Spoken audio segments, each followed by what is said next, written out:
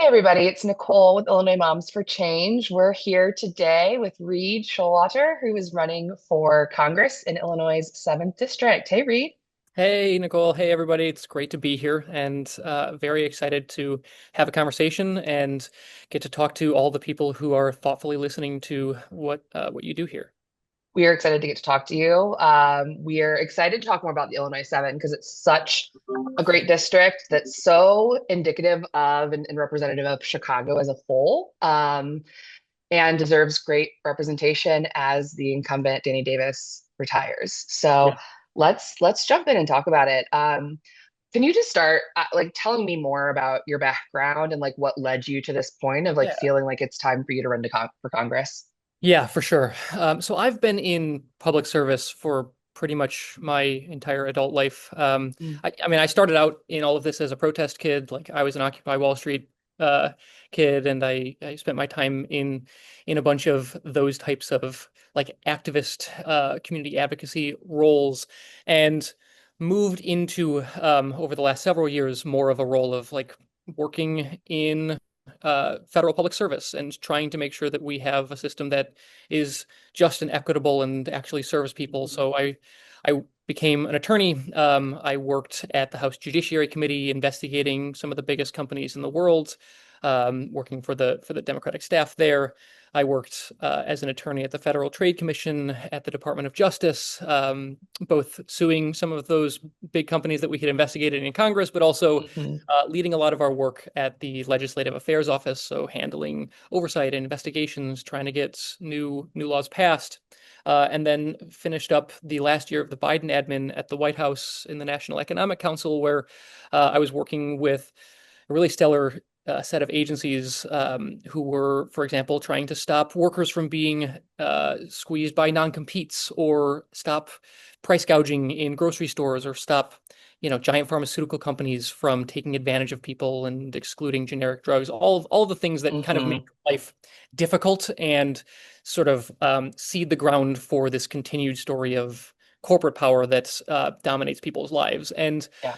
I uh, I was really dedicated to this sort of core idea because I think there are two essential parts of freedom, and we, as the Democratic Party, have for a long time, I think, been kind of the sole champions of the two parties for the like civil half of that. Making sure that Mhm. people have the rights to love who they love and receive adequate and equal care, and receive equal treatment under the law, regardless of your skin color or gender or ethnic background. But there's this economic half of the puzzle that I think is also really important, because a lot of the times, like, the way that we feel oppression or racism or sexism or exclusion is also through this sort of domineering corporate power, this idea that Yeah. we've sort of sold out the economy to corporate giants. And, like, if you can't go get healthcare without putting your family in generational debt, like, you aren't free in any meaningful sense, in the same way that if you can't go to the ballot box and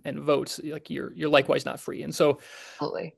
I, I watched the same news as you. I Yeah. saw the world falling apart, and I felt it pretty viscerally, because this is also the stuff that I had been working on for years, like very directly working on um, a lot of the things that have been actively torn up by the Trump administration and the Republican Party. And um, I mean, I was in DC for the admin, but like, I've lived my life here in the 7th District. I grew up here, born and raised here. My Yeah. wife and I met in high school in the district, and so we came back the moment after the admin was over. And then this is a seat that has represented me almost my entire life. And on retirement, I saw the horrors that were continuing, and said, there is a desperate and pressing need to actually address this. And I think there's really two things that need to happen. One, um, we need people who are going to fight for real progressive change here. Like, we don't have time for incrementalism anymore. Yeah. We need to take really big swings,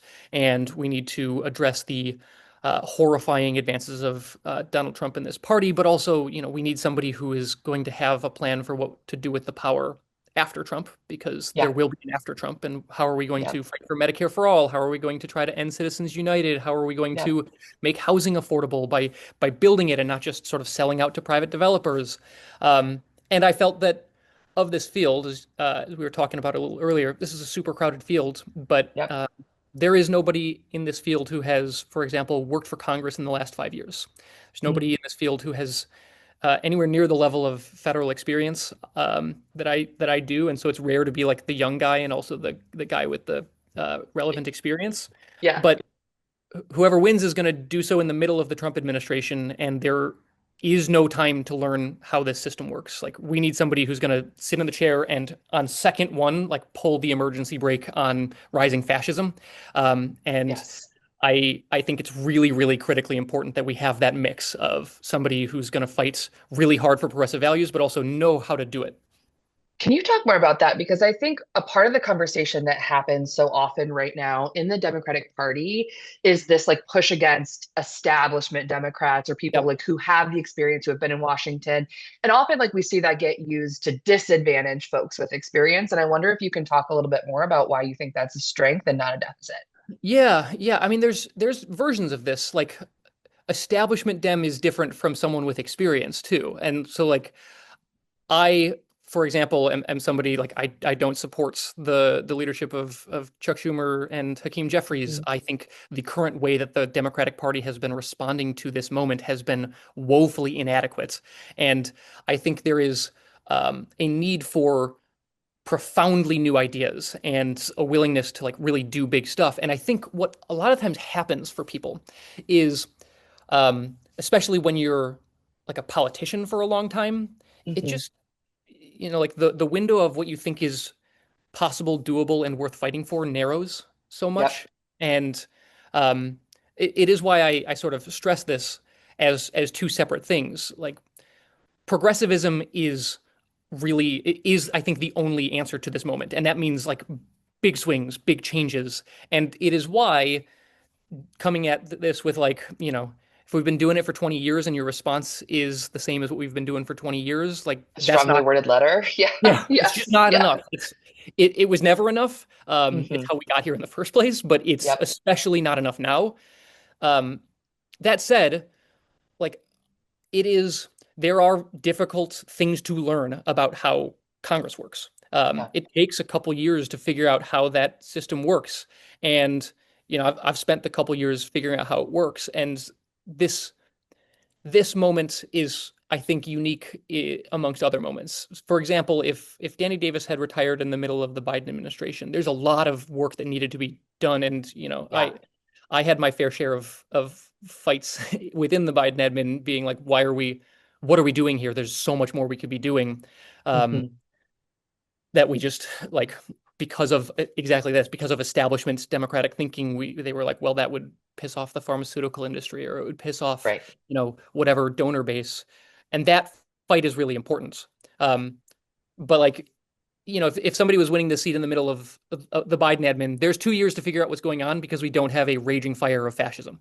Yeah. And take your swing on whoever you want because they can learn how the job works. This is going to be kind of a different one. We Donald Trump is already talking about not having a midterm, Right. and we're obviously not going to let that happen.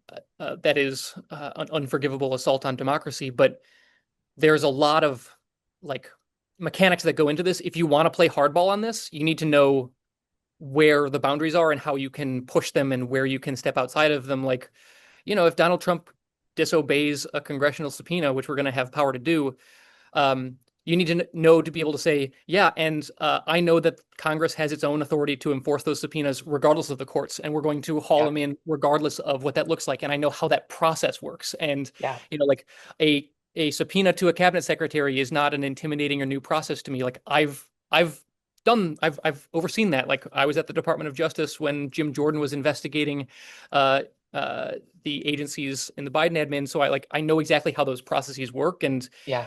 it's really, like, it's really important to have somebody that's going to step in and say, we need new ideas. We need a ton of passion behind those new ideas. We need to take swings that are bigger than we've seen in the last 40 years from the Democratic Party. But Yep.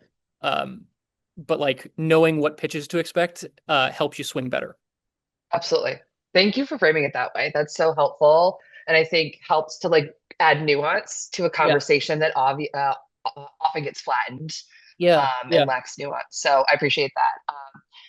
On that note, like I agree with what you're saying about the need for strong action now in the face of fascism. And I think about it almost as like as a triage Mhm. situation. And so I wonder for you, so you get elected, you go to DC, like what is the most urgent thing that needs to happen to stop the metaphorical bleeding? Yeah. Yeah. It's a great question. There's a few things. We're gonna have to walk and chew gum on this. There's like a few things that we need to be doing all at the same time.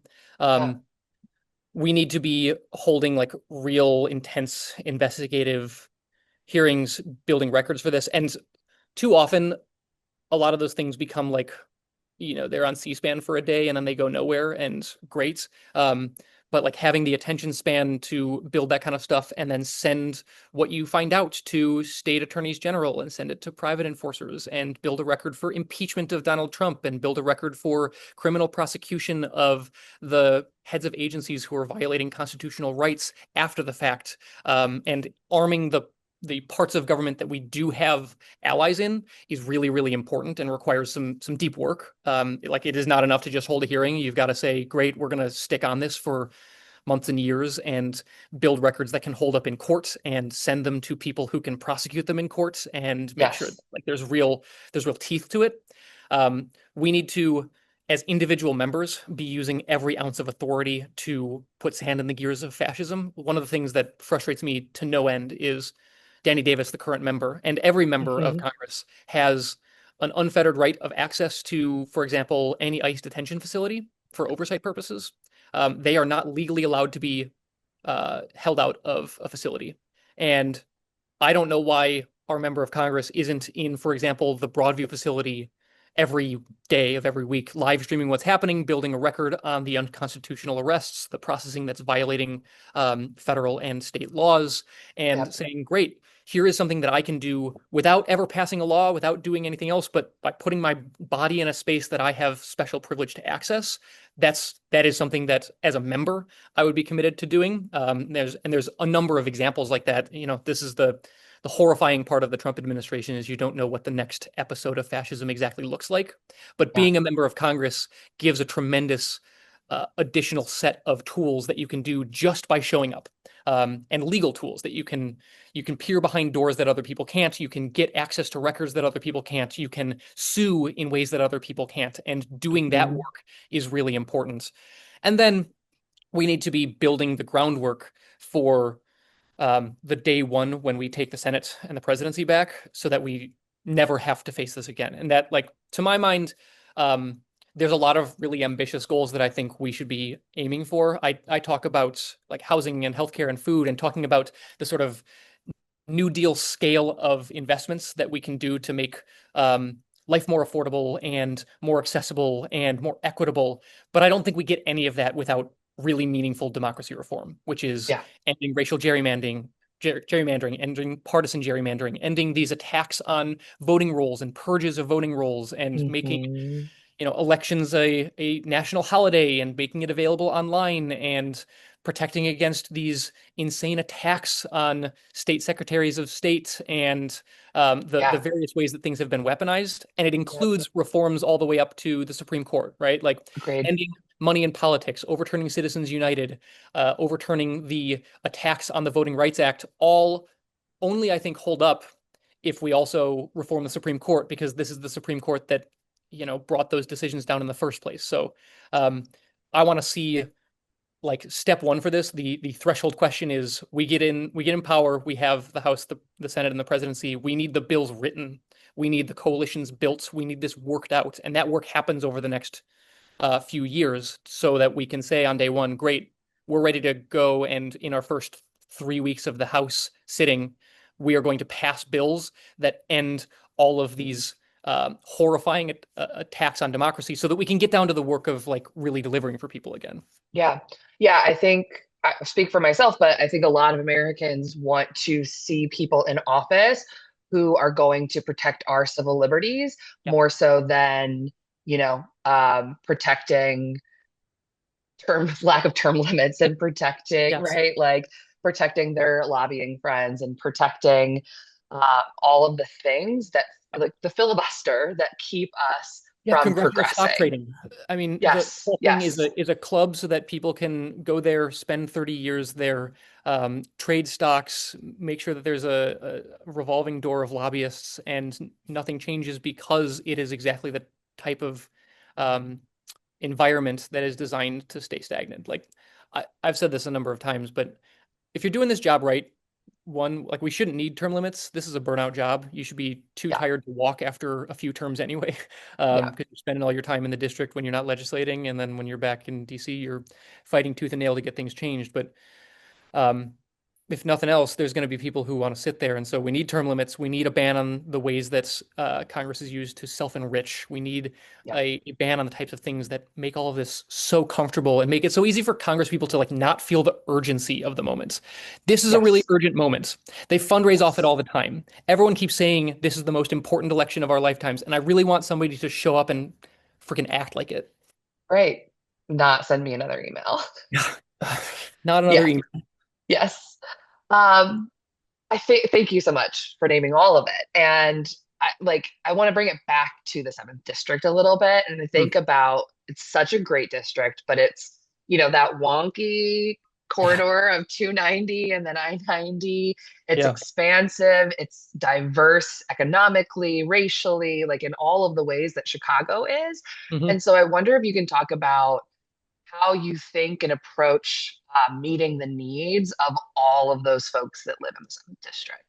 Yeah, yeah, and it's an important call out. Like I love this district. It's been my home. It's been many of my homes. I've moved all around this district. Hmm.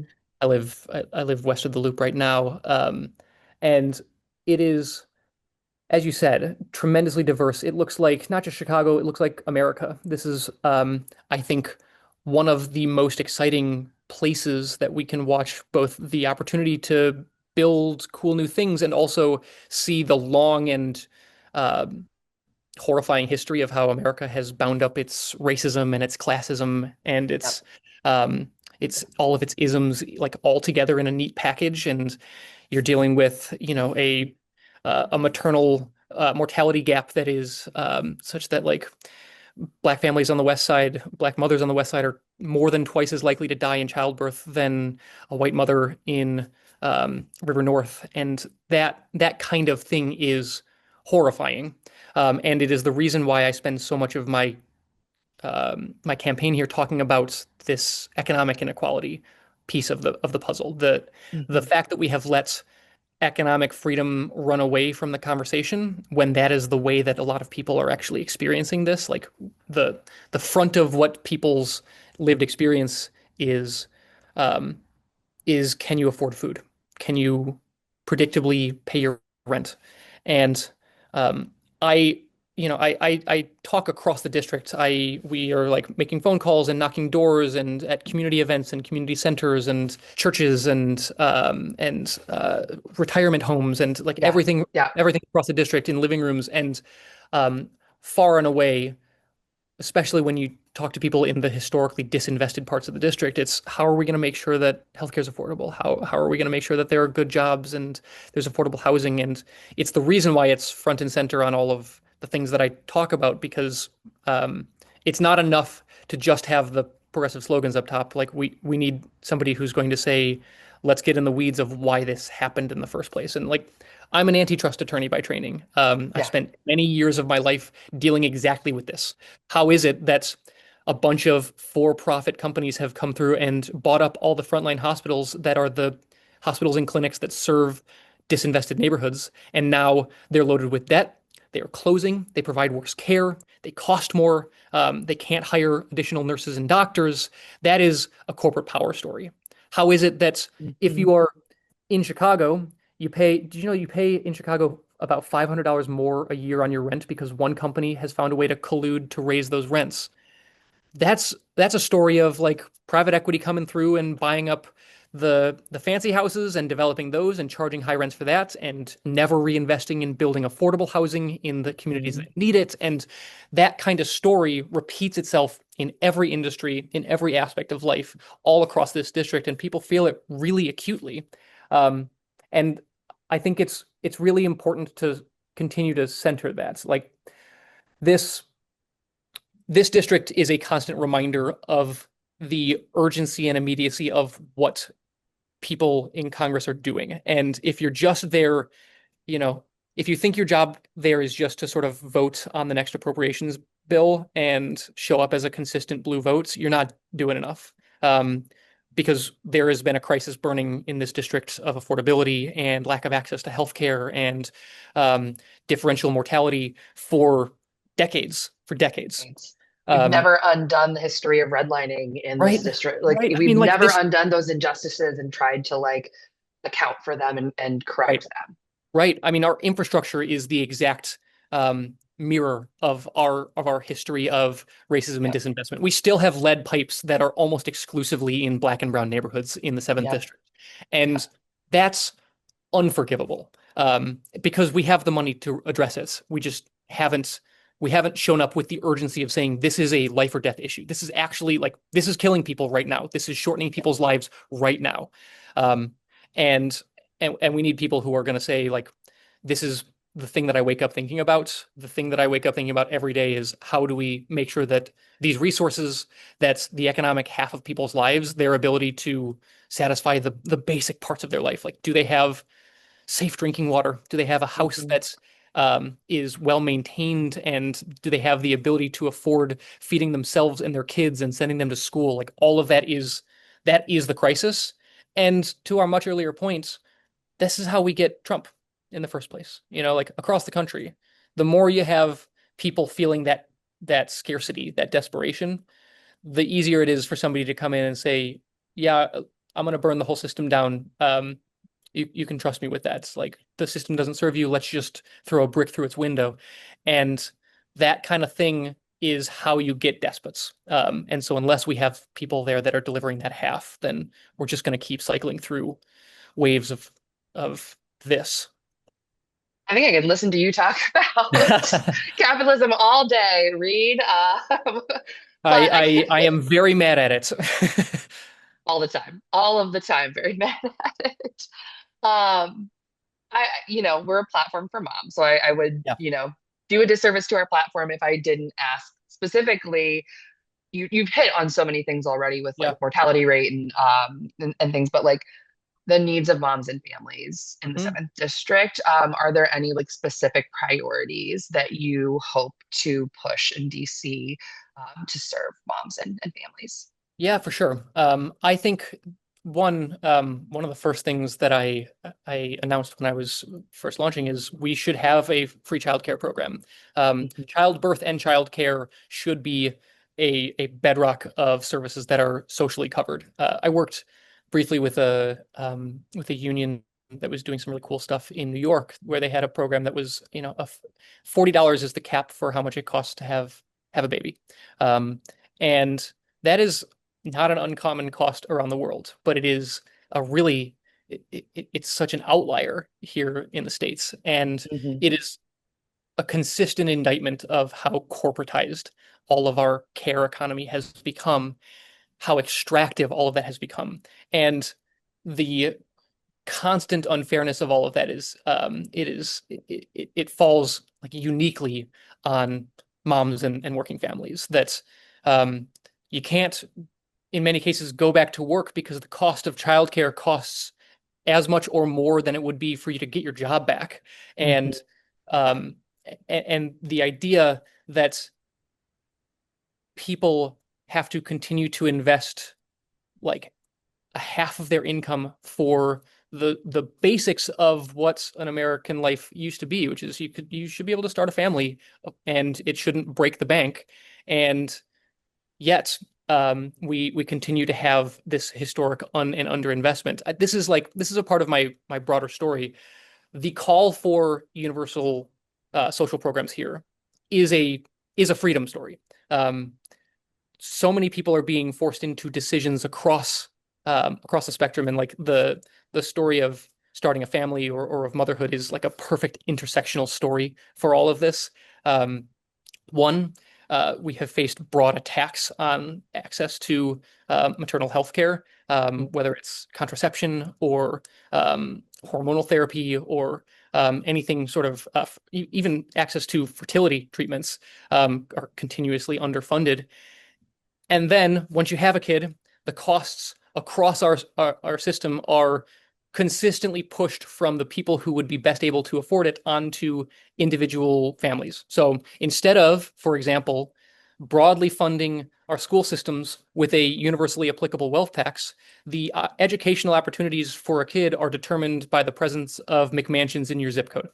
Yep. Instead of using progressive income taxes on the very wealthy to fund a universal child care program, you have to go work for the CEO that is not paying their fair share for that. You have to drop your kid off at a private equity owned childcare center that's going to charge you $30,000 a year to take care of your Hmm. kid.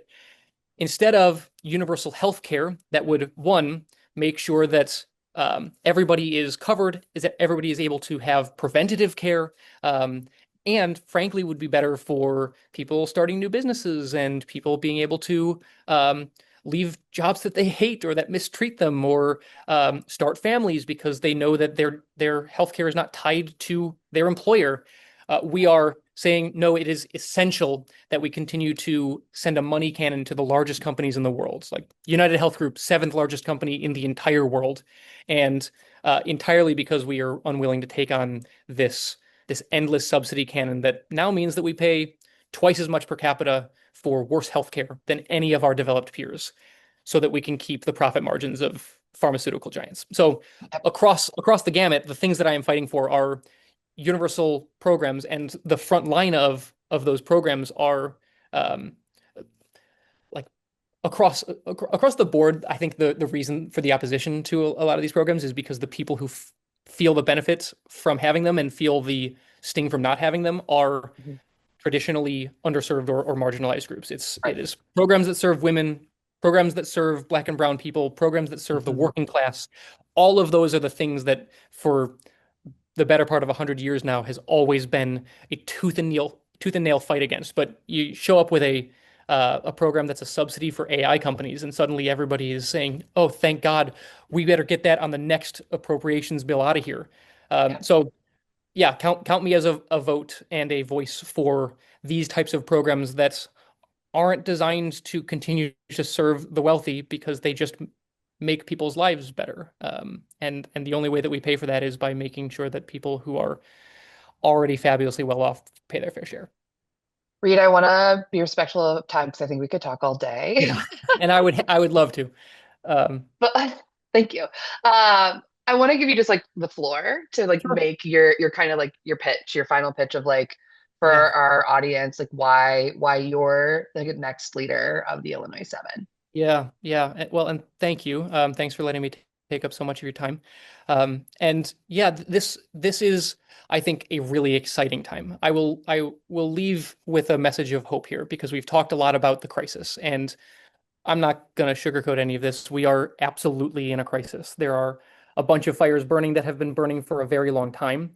But hey, this is Chicago. We know what to do with a fire. We That's rebuild right. better. And there are um, a lot of times in American history that give me some real hope here. So, out of the Great Depression, we built the New Deal. Out of the depths of the Jim Crow South, we built the Civil Rights Movement and the Civil Rights Act. And I think when I look around and I see a really heavy darkness of right now, I also see that we're going to have a chance, maybe a generational chance, to do really big things again. Um, and we've got to play our cards right. We have to do this right, but we can get universal health care. We can restore a democracy that actually works for people. We can build affordable housing that people can afford, that creates new jobs. We can do a Green New Deal that makes sure that kids aren't growing up getting early asthma, and we're replacing lead pipes and also making the jobs of the future. And all of that is possible if we play our cards right in this and the next election, and we bring people there with the serious experience and vision combined in one package to do this. And my pitch at the top, as it is at the end here, is that we need people who are going to be able to do both of these. Challenge Donald Trump on day one, write the bills that solve these problems, build coalitions to get there. And I think of this really crowded field with a bunch of really great people in it, I am uniquely qualified with a combination of this vision, these values, and the experience to back it up and hit the ground running on day one. Thank you so much, Reed.